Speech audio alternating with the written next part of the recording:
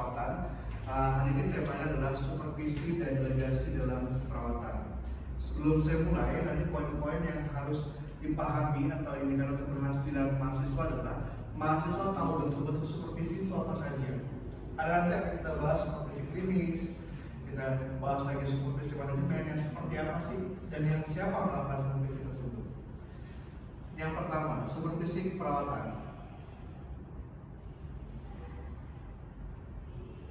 Ini ada POAC, yaitu ada staffing dan direction. Siapa ya? Staffing itu adalah pengaturan staff dalam suatu ruangan perawatan, dan direction adalah mengarahkan. Ketika sudah mengatur staff, misalnya dalam suatu ruangan itu ada 20 tempat tidur, berarti saya perlu 1 karu, saya perlu 2 tim, dan saya perlu sekitar 10 perawat yang akan rolling dinas pagi, siang, dan malam. Itu adalah pengaturan staffing. Sedangkan direction itu adalah saya akan mendelegasikan, mengarahkan itu semuanya sesuai dengan tupoksi, tugas pokok dan fungsinya. Misalnya kalau karu, berarti saya adalah seorang manajer perawatan, saya akan memerintahkan karu itu untuk membuat jadwal dinas. Saya memerintahkan karu itu untuk memaintenance segala sarana prasarana yang ada di ruangan semuanya. Dan nanti karu akan mendelegasikan atau mentransfer kepada para ketua tim dan perawat asosiatnya. Dia akan menunjuk ketua timnya. Oh, untuk tempat tidur ruang nomor ini, nomor sekian adalah ketua timnya ini. Nomor sekian adalah ketua timnya ini. Atau sekarang disebutnya adalah perawat penanggung jawab. Kalau dulu kan hanya ada dokter penanggung jawab. Kalau sekarang sudah mulai ada perawat penanggung jawab. Ya. Suatu aktivitas pembinaan yang dirancang untuk membantu tenaga keperawatan serta staf dalam melakukan pekerjaan secara efektif dan efisien guna mendukung pelayanan yang paripurna. Sekarang itu pelayanan paripurna ini merupakan indikator akreditasi rumah sakit. Sekarang rumah sakit itu kalau dari bintangnya 5 berarti dia paripurna. Berarti sudah memenuhi sesuai standar akreditasi rumah sakit atas. Supervisi keperawatan. Apa sih supervisi keperawatan itu? Supervisi adalah memberikan bantuan, bimbingan atau pengajaran, dukungan kepada seseorang untuk menyelesaikan pekerjaannya sesuai kebijakan dan prosedur, pengembangan keterampilan baru, pemahaman yang lebih luas tentang pekerjaannya sehingga dapat melakukannya dengan baik. Jadi supervisi itu tidak hanya kalau kita mendengar kata supervisi itu kan menakutkan. Oh, dinilai ini, disidak ini. Tapi supervisi itu tidak hanya melakukan proses saja, tapi melakukan bimbingan.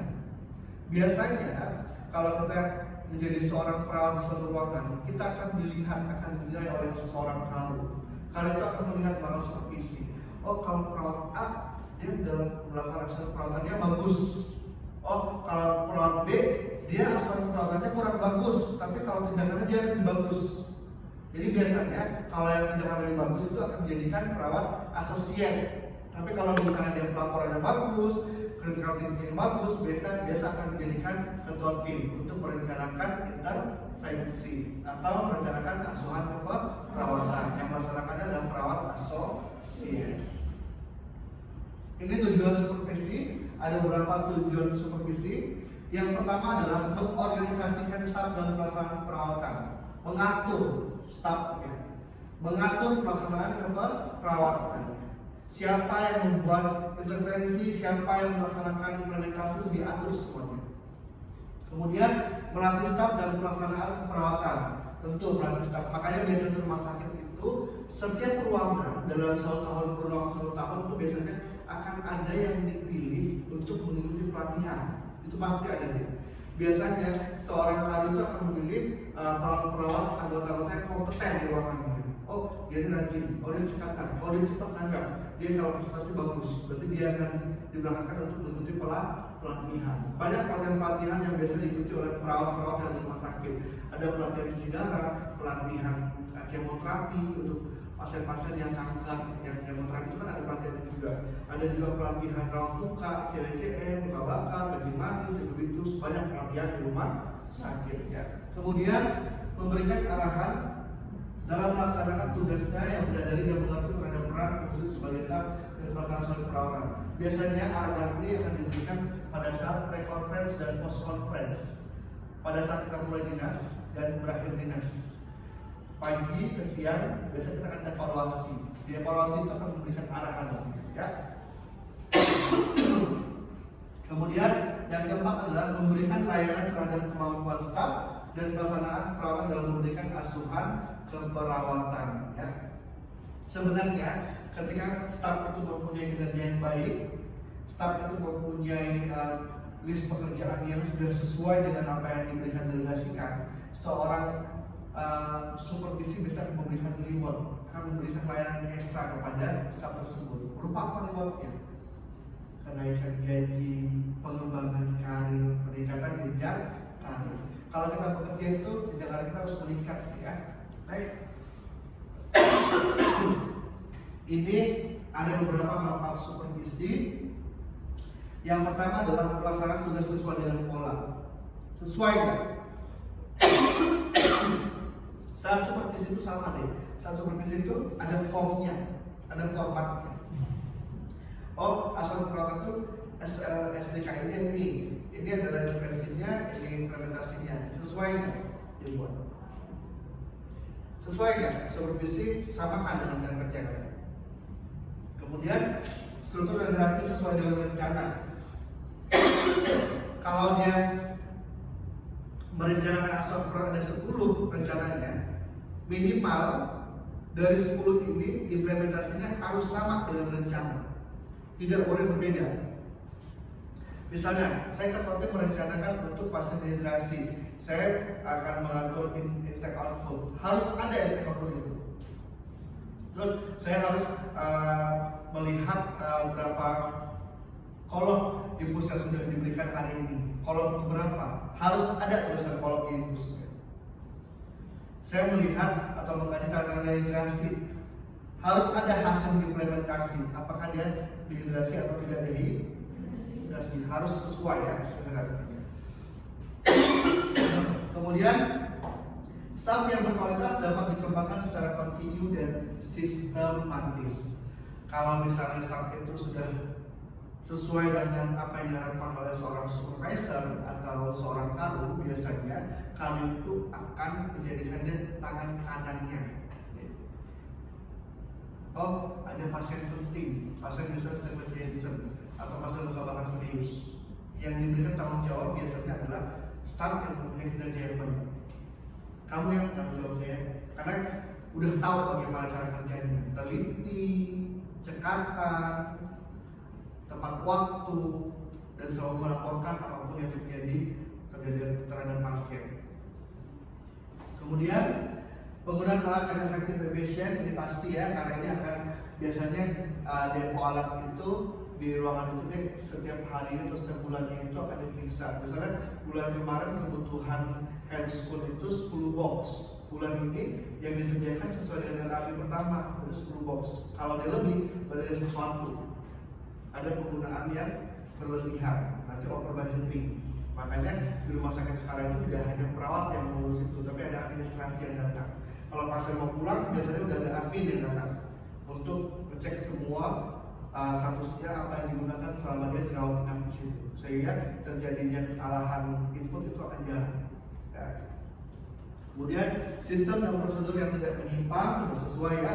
Pembagian tugas wewenang dan pertimbangan objektif atau rasional itu sudah pasti. Seorang supervisor atau kawan itu pasti akan membagi sesuai. Misalnya ada pasien 10, berarti kalau ada 2 katim 5-5, nggak bakalan dia jomplang 3-7 juga nggak bakalan. Pasti akan objektif sesuai dengan rasional, harus rata pembagiannya ya. Tidak terjadi penyimpangan penyelewengan kekuasaan, kedudukan dan keuangan. Sudah pasti. Kalau rumah sakit sekarang mah untuk sistem itu udah diatur oleh kasir, udah diatur oleh sistem. Jadi daftar udah masuk ke sistem, udah masuk yang punya rumah sakit. Jadi aman. Pembukuan itu sekarang nggak pakai hitung dulu. Dulu kan manual, hitung. Sekarang itu ceplek, saya mau lihat income outputnya berapa, pengeluaran berapa, udah kelihatan di sistem. Kalau misalnya terjadi sesuatu itu sistem akan membaca, oh kenapa ini jomplang banget nih antara pendapatan dan pengeluaran, akan kelihatan di situ. Maka perusahaan-perusahaan besar itu semuanya udah menggunakan sistem, nggak bakalan dia tidak menggunakan sistem. Kayak misalnya menjual skincare MS Pro seluruh Indonesia, kalau dia masih manual kan berapa kali awal yang hitungnya, dia udah otomatis. Jadi dia tinggal diam, sistem yang bekerja, dia tahu income-nya per bulan berapa, pemasukannya, pengeluarannya berapa. Bulan ini keuntungan saya segini, bulannya segini, tidak perlu untuk manual lagi. Next. Ini kompetensi supervisor yang harus dimiliki oleh seorang supervisor atau yang melakukan supervisi. Yang pertama adalah memberikan pengarahan dan petunjuk yang jelas sehingga dapat dimengerti oleh staf perawatan. Seorang supervisi tidak boleh terlalu banyak intro ngomong. Harus jelas, tepat, sesingkat-singkat mungkin mendelegasikan. Kalau misalnya pasien datang, kamu duduk sebagai kantin, seorang supervisi harus benar-benar menunjuk sebagai kantin melakukan intervensi sesuai SDKI. Jangan panjang lebar lebar. Jangan membahas tentang keluarga, kalau pribadi tidak boleh. Dalam pekerjaan itu harus objektif dan profesional. Mau siapapun itu pasiennya. Ternyata pasiennya artis, yang dibahas bukan tindakan perawatannya, tapi yang dibahas gosip-gosip artisnya. Itu juga nggak boleh ya, itu tidak profesional. Kemudian memberikan saran, nasihat dan bantuan kepada staf perawatan. Ini udah pasti. Biasanya seorang supervisor itu kalau misalnya contohnya begini, ada perawat baru, perawat itu tidak bisa diimpus, didampingi oleh perawat senior. Perawat senior juga tidak bisa. Nanti supervisornya yang akan bantu langsung terjun melakukan impusan. Biasanya kan pasien-pasien yang dehidrasi berat itu akan susah masuk impusan. Dan seorang supervisor itu biasanya adalah orang yang sudah bekerja lama. Dia merang aja udah bisa gitu. Merangnya dia bisa tentu. Kalau kita kan tepok dulu, belum kasih alkohol, apa yang beroperasi masih nggak muncul Pak. Kalau nggak muncul nggak percaya diri kita. Benar? Harus muncul, harus besar baru. Kalau kita yang tidak dehidrasi mungkin muncul, tapi kalau yang dehidrasi tidak akan muncul. Dia pakai feeling, dia terus tuh pakai feel. Kalau feel dan kepercayaan, kalau feel kamu bagus, percaya kamu itu akan masuk dia. Tapi kalau kamu nggak yakin, nggak masuk dia.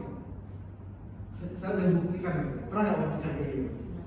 Harus feel ya. Memahami proses kelompok dengan dinamika kelompok.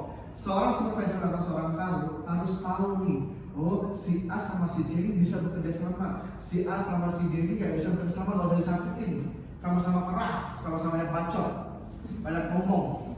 Harus tahu yang kelompoknya. Oh kalau dia ini cocok nih desmani, oh cocok nih desmani. Ini jalannya pelan, kalau kerja disuruh dinas pagi, mandiin sejam sambil ngobrol, banyak basa-basinya. Kalau bekerja itu harus singkat, tepat dan jelas. Kemudian memberikan latihan dan bimbingan yang diperlukan oleh staf kepegawaian. Ini biasanya latihan-latihan ini biasanya kalau misalnya stafnya itu berkompeten atau stafnya ada yang kurang dalam melakukan perawatan, biasanya akan diadakan bimbingan klinis langsung oleh supervisornya, atau kamu coba kayak gini dulu di magang. Kamu coba pelatihan dulu dan kamu terangin dulu. Kayak kamu belum bisa terjun langsung ke pasien. Kemudian melakukan penilaian terhadap penampilan kinerja perawat. Pasti ya, kalau penilaian itu ada tugas dalam penilaian. Kinerja itu diikuti 360 derajat. Saya misalnya adalah kamu. Siapa yang mengukur kinerja saya? Siapa kira-kira? Kabin perawatan, bawahan saya, pasien 360 derajat. Atas menilai, tengah mitra saya dan para perawat semua menilai, dan pasien juga menilai. Biasanya akan melihat tingkat kepuasan. Ya, itu dinilai seluruhnya. Dan mengadakan pengawasan agar usaha perawatan itu lebih baik. Pasti mengadakan controlling. Ya, next. Ini fungsi supervisi mengatur dan mengorganisasi proses pemberian pelayanan perawatan yang pelaksanaan kebijakan pelayanan perawatan tentang standar aktual yang telah disepakati. Kalau sekarang kita sudah menggunakan SDKI ya, meskipun masih banyak yang menggunakan yang dari blok sekarang itu masih banyak ya. Tapi kita PPN ini profesi kita sudah mengatur untuk seluruh Indonesia harus menggunakan SDKI supaya apa? Supaya itu diagnosanya nggak salah. Kalau dia masuk rumah sakit di daerah ketika ke Jakarta sama diagnosanya, sama intervensinya, karena sudah diatur dalam suatu buku kurikulum yaitu SDKI SDKI ya. Menilai dan memperbaiki faktor-faktor yang mempengaruhi proses pemberian aset perawatan. Pasti dia melakukan evaluasi pada saat post conference itu, karena nanti para katil itu akan melaporkan kepada karu, kepada supervisor. Nanti asosiat akan melaporkan kepada katil. apa yang sudah dijalankan. Misalnya perawat primer itu membuat 10 intervensi, ternyata yang berjalan 5 itu akan direkomendasikan dievaluasi. Kenapa nggak bisa 10 dilaksana? Oh, mungkin karena waktu biasanya 8 jam. Nanti akan direkomendasikan, diberikan rekomendasi kepada yang dinas sore untuk menyelesaikan intervensi yang telah dibuat oleh tim atau perawat primer yang pagi. Kemudian mengkoordinasi, mensimulasi, dan mendorong ke arah peningkatan kualitas keperawatan. Siapa kita belajar kerja? Kan pernah lihat nggak di rumah sakit, di ruangan, di MCD atau di KFC, karyawan bulan ini, karyawan terbaik bulan ini dipajang pokoknya. Itulah salah satu mendorong. Selain dipajang, ada fotonya, diberikan bonus yang lebih banyak dibandingkan teman-teman yang lain. Oh, mungkin dia penjualannya lebih banyak daripada yang lain. Sama juga perawat. Oh, dia perawat teladan, datang 15 menit sebelum ginjal, pulang selalu lewat dari ginjal. Gak pernah apa, disiplin, jarang duduk, jarang main handphone, jajan 15 menit, kadang gak jajan. Beda dengan temannya 1 jam istirahatnya. Ya. Membantu, asisting, memberi support, supporting, dan mengajak untuk dipersembahkan untuk sharing. Semua ini adalah fungsi supervisi. Ini ada jenis supervisi, ada supervisi klinis, ada supervisi manajerial. Kalau supervisi klinis ini adalah bantu untuk meningkatkan profesional perawat. Jadi kalau klinis ini adalah karu kepada perawat pelaksana dan perawat primer. Tapi kalau perawat supervisi manajerial adalah kepala bidang keperawatan kepada karu-karu yang ada atau kasih-kasih yang ada. Kepala bisa instalasi rawat inap, kepala instalasi rawat jalan, atau kepada karu-karu setiap ruangan. Jadi kalau dia ini mengatur para perawat, ini mengatur para karu. Paham? Oke, next. Ini supervisi klinis model proktor. Ya, ada 3, normatif, memberi keadaan berlaku sesuai dengan prosedur SOP yang ada. Kalau formatif ini adalah memahami proses yang berjalan. Kalau misalnya di sana itu seorang karu tugasnya seperti ini, sudah dibuat secara normatif. Kemudian selain melaksanakan tugas ini, ternyata di kebijakan rumah sakit dia itu ikut-ikut seminar-seminar. Jadi kita harus memahami itu semua. Kalau tidak berjalan setiap harinya sesuai normatif. Dan yang ketiga adalah restoratif, itu melibatkan semua sektor. Ternyata seorang karu itu juga ada penelitian atau penmas kepada masyarakat sekitar. Ternyata rumah sakit itu tidak hanya sebatas rumah sakit saja. Pernah lihat ya kalian ada rumah sakit yang membuka stand itu untuk drive-thru. Sekarang itu ada yang drive-thru. Jadi kalau mau cek gula darah segala macam, ada yang drive-thru-nya. Saking untuk apa ya, promosi kesehatan, apalagi pada saat musim COVID kemarin. Ada yang pakai mobil doang ngeceknya, tunggu di mobil jadi hasil, dan sampai 1 jam bisa ditunggu. Setelah sekalian mudik, standby di situ, cek syarat mudik, pergi. Ya, tentunya normatif itu melakukan pengkajian dan kualitas tugasnya sesuai dengan yang diberikan tupoksinya. Pengambilan keputusan ini sesuai dengan kesepakatan bersama. Praktek aktif dan dukungan itu sesuai dengan surat tugas dari institusi atau dari rumah sakit biasanya. Kalau misalnya bepergian di luar tanggung jawabnya sebagai next. Ini prinsip supervisi itu ada fair, feedback, dan follow up. Harus bersifat adil. Kalau dia jelek, bilang jelek, meskipun turun. Kalau dia bagus, bilang bagus, meskipun dia musuh. Soal supervisi itu objektif dalam melakukan penilaian. Saat bekerja profesional, di luar terserah, mau sinis atau apapun. Pada saat di pekerjaan tidak ada istilah keluarga, tidak ada lagi istilah teman. Makanya dalam bekerja ini jangan cari sahabat. Kalau kalian cari sahabat, banyak nggak enaknya. Paham? Susah untuk menjadi pemimpin. Yang kedua adalah feedback. Ada umpan balik. Ada umpan balik. Ya. Ketika misalnya kita sudah melakukan supervisi, dapat penilaian, kita harus kasih tahu kepada yang bersangkutan. Hasil supervisi kamu ini kemarin kamu suka telat nih. Kalau udah malam minggu cepat pulang, tidak sore cepat pulang. Kenapa? Kalau malam tidurnya sampai 4-5 jam. Infus pasien sering habis. Apa rencana kamu? Kalau kamu awasin. Kalau enggak, rencana lanjut adalah kamu saya udah kasih dinas malam ya, dinas pagi aja. Pagi itu kan capek banget gitu. Dinas pagi itu paling gak dari perawat. Pada pagi itu capek kerjanya. Mana tindakan, mana mesin dokter, mana laporan, mana obat biasanya. Semuanya di pagi. Next. Ini cara supervisi langsung, pengarangan harus lengkap, mudah dipahami, menggunakan kata-kata yang tepat, berbicara dengan bahasa lambat, berikan arah yang logis. Hindari pemberian banyak arahan pada suatu saat, pastikan bahwa arahan dipahami dan yakinkan bahwa arahan Anda disarankan atau perlu tidak lanjut. Seorang supervisi harus cekatan, lugas, cepat, tanggap. Kalau memberikan arahan jangan bertele-tele, harus mudah dimengerti dan to the point. Jangan banyak basa-basinya. Seorang supervisor, maka supervisor itu biasanya akan dibenci oleh bawahan dan jarang yang akan disukai. Karena nggak ada orang yang mau dinilai deh. Aduh, kamu begitu jelek kali ini, bagus, sakit hati, kan sensitif.